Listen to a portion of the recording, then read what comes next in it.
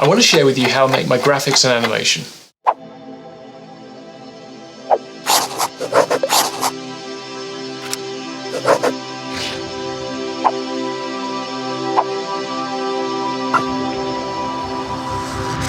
How can you create amazing graphics animation for your YouTube videos that boost retention even if you have no graphic design experience?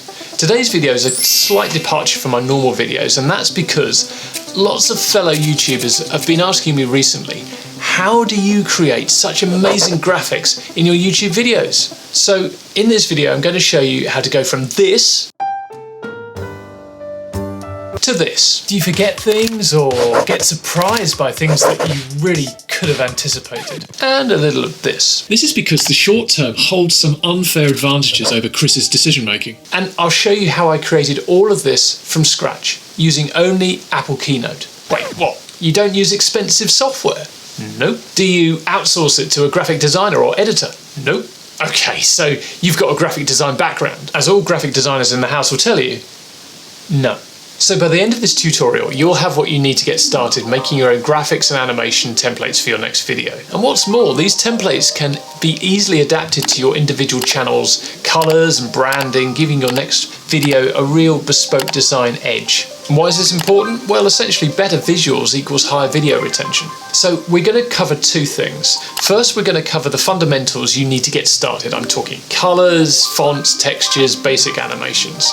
And then second, we'll take a behind the scenes look at how I create my graphic design title sequences, backdrops, animations, all in Keynote. Now, Hugh Davies is a fellow YouTuber, asked a great question. James, I'd love to learn more, however, I'm on Windows, so I'm guessing this won't be relevant. If you don't have access to Keynote, don't worry, I think you'll still get plenty of value out of what I'm going to share with you because you can apply these basic principles to the software that you have to hand. So let's get started with fundamental ingredients that you need to build your graphics template. Now, what is a template? Basically, it's a slide in Keynote. Think of it as a reusable background that you can repurpose to the needs of your next video. So for example, this is a template for titles, one for animation, one for cropping the main shot. So there are 5 fundamental ingredients that we're going to discuss at a high level. Number 1, colors. You want something black, white, dominant color, and then a complementary color. Now, I'm not going to go too much into color theory here. So Han asks a great question. How do you decide on font, color combinations, and where do you get your inspiration? Okay, well, let's start with colors. Find a site you like, a magazine you like, a YouTube video, and be inspired by their choice of colors. Tweak them and make them unique to you. Some YouTubers who are excellent at using graphics are the main channel of Vox, and former Vox journalists Johnny Harris and Cleo Abraham. Polyphonic and The Guardian have all inspired me, and I'll link to those channels in the description below. See colours and combinations that you like, tweak them and make them your own. So, fonts. You want a nice font pairing, something for the titles and something for longer text. One great site that I love to look at for inspiration is Typewolf. And if you come across a font that you like the look of, that someone's using, often Googling it will reveal what's being used, and it's then worth checking whether there's a Google font equivalent that are royalty free. Another way to find out what font a website is using is to open up a Chrome browser, right-click, then click on Inspector, and then look down the side right-hand panel and see what fonts are being used. So for me, I use the following fonts. Gaz for my titles, and this is a boutique font from Typodermic Fonts. I got a license for about $30. I'll link to it in the description. And the other long form that I use is Special Elite, which is a Google font, and I sometimes also use another font, Oswald, for texts that are somewhere between big titles and smaller text. Fonts, of course, are subjective, and your choice should reflect the vibe that you're going for with your channel. Number 3, textures. These add richness and depth to otherwise flat two-dimensional images, and I'll show you where you can source these. A great source is just taking pictures of things that you have around you, a cutting board, tables, brickwork. Look around you at anything that's got a little bit of texture or roughness to it, a little bit of interest. Just take a snap of it. That's something you can use for your backdrop. A second source is the great free repository of royalty-free photos, that is Unsplash. Okay, so let's have a look right now. Let's go onto Unsplash for some textures. Unsplash, great. Let's have a look here and go textures. Now immediately we can see we're pulling up all sorts of different textures, backgrounds, that you could potentially use as the background for your next template. Well, let's be a little bit more specific. Let's go to paper texture. Now, if you look at these, for example, you've got these lovely looking textures here, which can work beautifully, I think. We could also have concrete. There we go. I mean, look at this, for example. Now look at that. You can see there's real rich detail there. If we went to the download here and went for the original size, it's over 5.5K by almost 3.8K. So you're going to have a really rich quality picture that you could then take and then apply to your template. Number 4, adornments and embellishments. Now these are the little go-to details that just take your visuals up a notch. So my channel talks about how we engage with the future and sometimes don't. And so I've created these little extra animations and little graphics and little ideas. So they just add a little extra depth and visual interest and texture. And these ideas don't need to be complex. Number 5, go-to animations. These add dynamism and flow to your videos. So we'll take a look at these in a little bit more detail when we go through the worked examples. So these 5 ingredients combine to give you lots of options for your templates that you can return to again and again, iterate, tweak and mix between to keep things really interesting for your audience. So let's look now at how I built 3 of my favourite templates from scratch. Let's turn our attention to Keynote. A new document. If you're new to Keynote, you're just going to go New, File, New, open up a new document there. Excellent. And create. I've already created one here. And this is what you'll be presented with. Now, we're going to be working with lots of layers. In order to really understand and see how this is building up, what we're going to do is going to go to View, and we are going to Show Object List. And as you can see, it's a blank template, so as you would expect, there is nothing on the object list. The first build we're going to do is a static background. So we're starting with nothing. Now, let's just move to this template here. Now, if I were to just play this on the full screen, you can see how this is going to look. You've got the text coming up, and you've got a bit of a highlight there just to draw attention and to emphasize key points. Don't need to worry too much about the text here, but what's going on in this picture? So let's come out and let's see what the different layers are in here. Now, what we have here is this background picture. So let's just zoom out a little bit, and you can see this picture here, so we can get rid of it, and we're not using that one either. And you can see this is what it would look like normally. That's your background. So the base layer here is this picture. So let's just take this picture here, and we're going to copy it onto a new slide. Okay, so there it is, going right into the center of the slide, and you can center it by just dragging it like this, and it will tell you when it's in the center. Okay, there we go. So we've got this lovely looking background. This photograph is from Unsplash. The next point I wanted to add on here were a couple of these 1 and 2. So that is a very straightforward addition of text. So that's just a text box. So all I do is I add text. I say 1. That's very nice. And then we're just going to drag and drop that up here.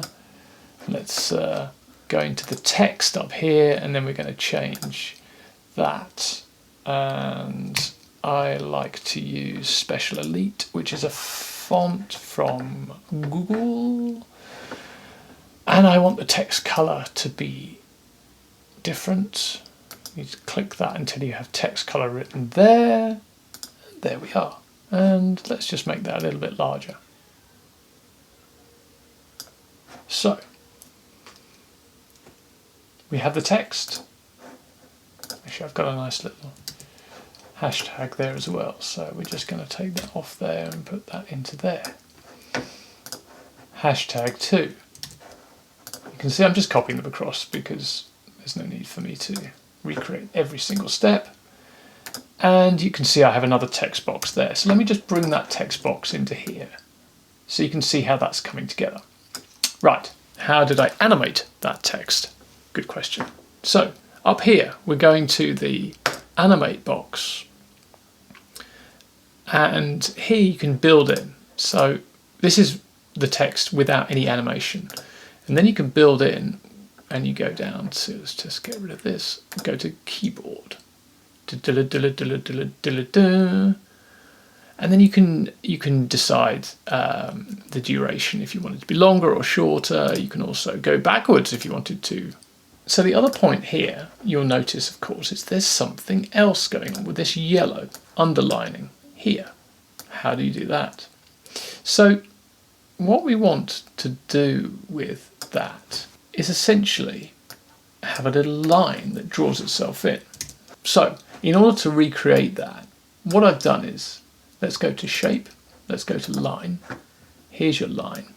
At the moment you can see it's a very thin line. It's a very thin black line. So let's go to format.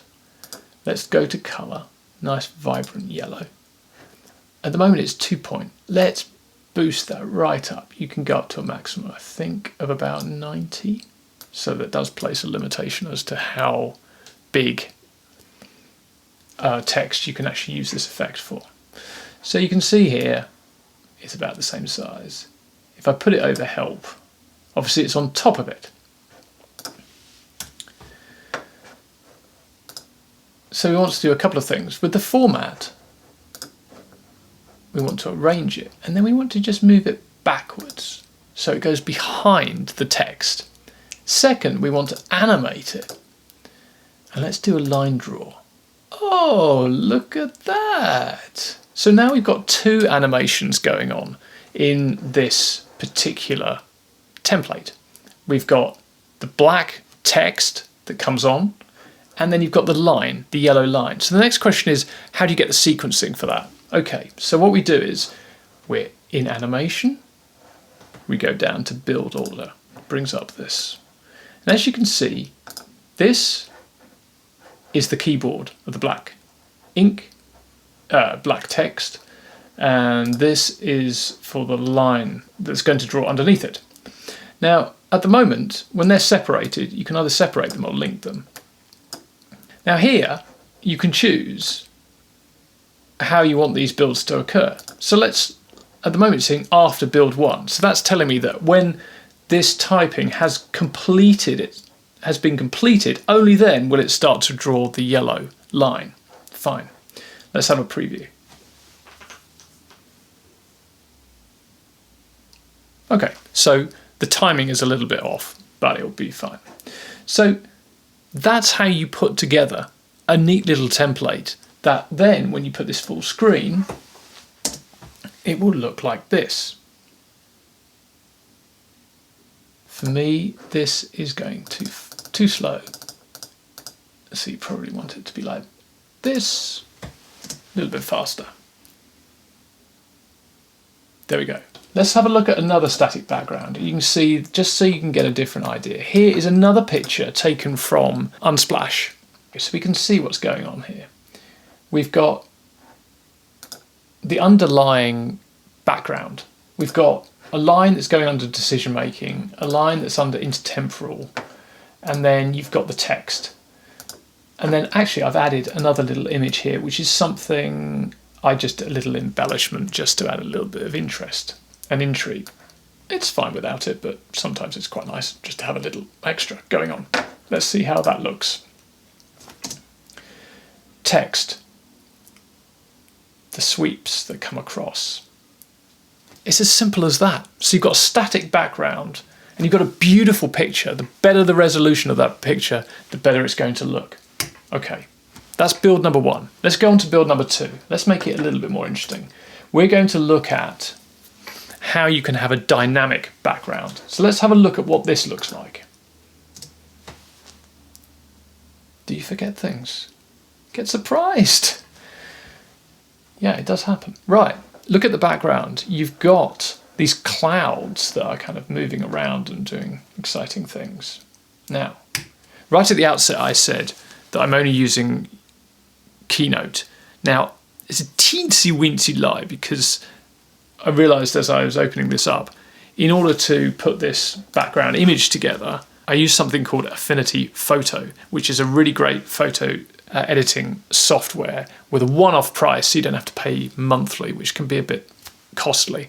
And I used it to manipulate and add a bit of color to this and add a slight effect called halftone, which is this kind of granulated, dotty look. But what we're interested in here is not really that per se. It is, how do I get that to move? So let's just have a look at the layers I've got in this, and let's just take it apart. So you've got this orange layer here, which we will come to in a second. You've got a blue picture here. That's just a picture I took. You've got a black square here, just to give yourself a little bit of this nice shadow here effect. And you've got two fonts going on. And where in the previous build we had this yellow line, we've now got black instead, just to give a slightly different, punchier look. And of course we've got this interesting orange thing that's going on in the background. So what's all that about? How did I make that? What we're going to do here is we're going to just add a new slide by Control V, importing this picture here. So what you have is one picture. This picture of clouds, again, is something that's taken from Unsplash, and it's been manipulated in another software package. But you could just as easily import and add a little bit of color to it if you wanted to do that. But I'm going to describe the effect that's going on to get that animation in the background. So we take this first picture here, highlight this. I'm going to do Control V. I'm going to do Control V again, and I'm going to do Control V again. And what we're going to do is we're going to leave this one in this orientation, and then on the next slide we're going to go to Format, and let's just clear out some of this. And we're going to flip just once, and then we'll go to 8, and we're going to highlight this, and we're going to rearrange this one, and we're going to flip this one by the other axis. And then we're going to do the same with this one, and we're going to flip it both vertically and horizontally. So now you've got 4 slides, same picture, flipped in different ways, 4 perspectives. Now, what we're going to do now is we're going to export to animated GIF. And then we're going to choose the slides. At the moment it's saying slide 6 to 6. We want to go slide 6 to 9. Extra large, yes please. Frame rate, makes sense to me. We'll leave that as it is. Next. So that has now been made into a GIF. What we want to do now is we want to add a new slide, blank. And we want to go to media. We want to choose. So, here we go. Let's insert this. Aha! What do we have here? We have a GIF that's going on in the background. Nice and simple, straightforward. Let's just make it so it covers. And there we have it. You've got a movable, vibrant, dynamic background. That's exactly what's going on behind this slide here. And then on top of that, we've laid it up by adding in the rectangle here, shadow, then we've got the picture here, and I've got the lines here, and the text. There we are, a dynamic background. Let's have a look at some other dynamic backgrounds I've got. Let's have a look at this one, for example. You've got a movable background, and you've got some text that are coming in here.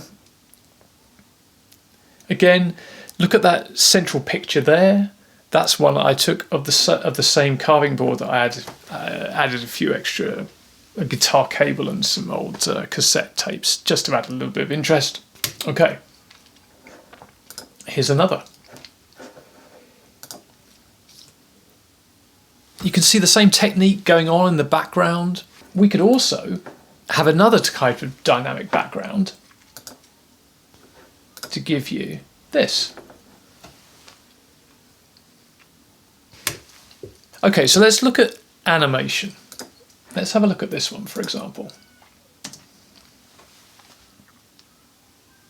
So what are we seeing here? The components that you're looking at here, a lot of this is going to be quite familiar to you now. You can see that the backdrop is, again, taking that picture of that cutting board. Yeah, I use it all the time. And you can see that I'm just flipping that and turned that into a GIF. Then you can see I've just added some text and I've used that underscoring effect here. The slightly different element you can see here is a little bit of animation where I've got these lines that have come in. I've got an iPad with a pen, I've drawn the individual arrows and then put them onto a slide and then imported those into this computer and then animated those. So let me just show you what they look like. So let's just highlight one of those for a moment, go to animation, and you can see that I've got a line draw and I can change that if I wanted to. So let's look at what's going on with the animation on this particular slide.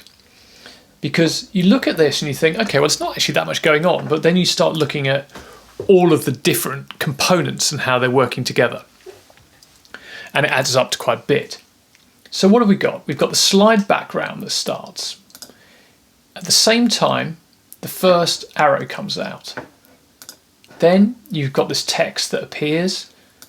Then you've got the underscore, and you can see how the different branches of this